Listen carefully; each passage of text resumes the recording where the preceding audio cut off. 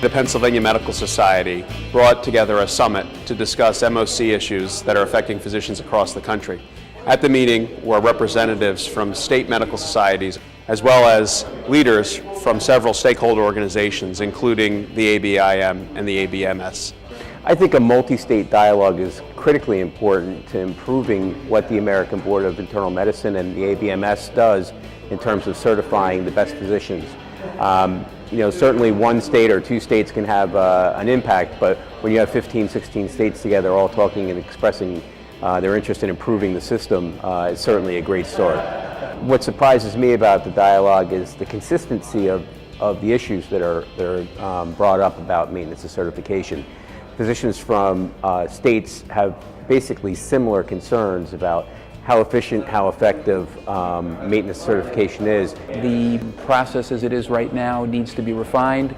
We're very encouraged that the ABM did recognize that they need to make some substantial improvements, and we're hopeful with today's dialogue that we can help them along that pathway.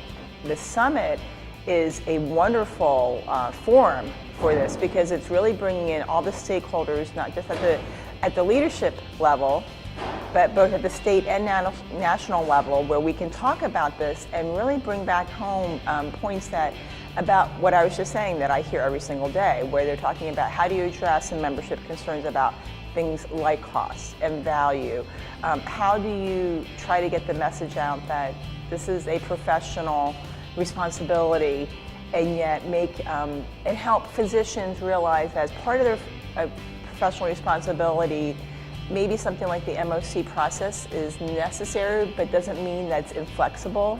And I liked hearing that during the discussion. I liked being able to hear that we're really interested in ideas and a new action plan. One of the most important things that came out of today's discussion is that physicians truly all agree that lifelong learning is the cornerstone of our profession.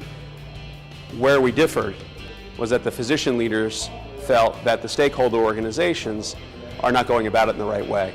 It was felt by most in the room that the standardized tests every 10 years, that the modules that were required of us to complete are not the continuing medical education that will best enable us to advance our knowledge and quality care that we're able to give to our patients, and that there are much better proven ways that we could go ahead and continue our medical education once we are initially certified after completing our residencies and fellowships.